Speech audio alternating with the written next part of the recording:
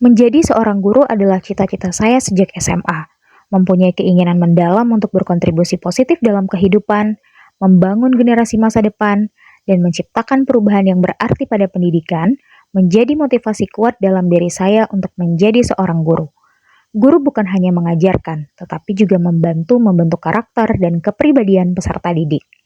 Entah mengapa mengajar membuat saya memiliki energi dan daya tarik tersendiri dengan peserta didik. Seperti kelas 96 ini, merupakan kelas yang pertama kali saya bimbing sebagai seorang wali kelas. MTSN 1 Indragiri Hilir adalah tempat saya mengabdi dan mendedikasikan diri sebagai seorang ASN untuk pertama kalinya.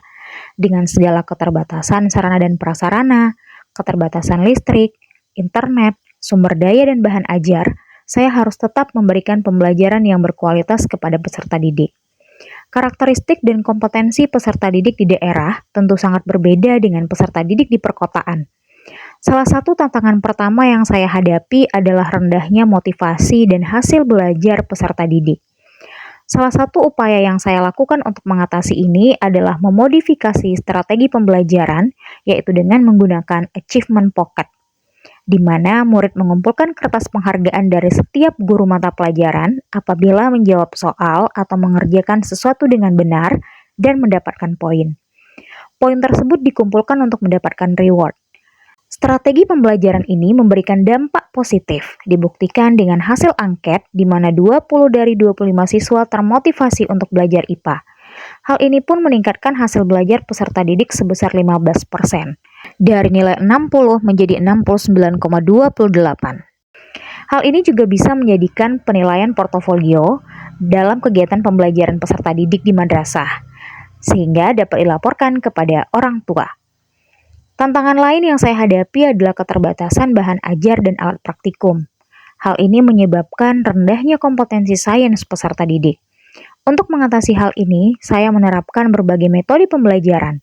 Saya selalu berusaha untuk membuat modul ajar sendiri yang menyesuaikan dengan kompetensi peserta didik dan lingkungan madrasah, membuat lembar kerja peserta didik, dan memanfaatkan bahan lokal untuk melakukan praktikum. Seperti memanfaatkan berbagai macam tumbuhan untuk melakukan uji coba asam basa dan garam, kemudian membuatnya menjadi sebuah kertas indikator, menggunakan spiritus dalam membuat herbarium, membuat media pembelajaran sederhana dari kertas ataupun karton untuk memvisualisasikan gambar dan melatih ketelitian peserta didik, mengklasifikasikan tumbuhan, membuat tabel periodik, dan membuat es krim dengan teknologi sederhana untuk menguatkan konsep sains peserta didik. Karena mereka adalah generasi Z yang melek dengan teknologi, saya pun berusaha untuk memanfaatkan berbagai macam aplikasi dalam pembelajaran, seperti menggunakan aplikasi PET untuk praktikum, kuis menggunakan aplikasi WordWall, hingga penilaian akhir semester berbasis Android menggunakan Google Form. Pada akhirnya, kegiatan-kegiatan yang dilakukan secara terus-menerus, konsisten, berkolaborasi, penuh semangat dan kesabaran ini dapat meningkatkan kompetensi sains peserta didik sebesar 5-10% per semesternya yang dilihat dari penilaian akhir semester. Mengajar di daerah memberikan pengalaman yang luar biasa dalam hidup saya. Di antaranya, menanamkan pentingnya modifikasi pembelajaran yang menyesuaikan dengan keadaan peserta didik dan lingkungan madrasah, serta pentingnya kolaborasi antar guru. Hal ini menyadarkan saya bahwa selalu ada solusi dalam setiap situasi asal keinginan untuk maju itu ada. Yakinlah apa yang kita lakukan hari ini akan memberikan kebermanfaatan di masa depan.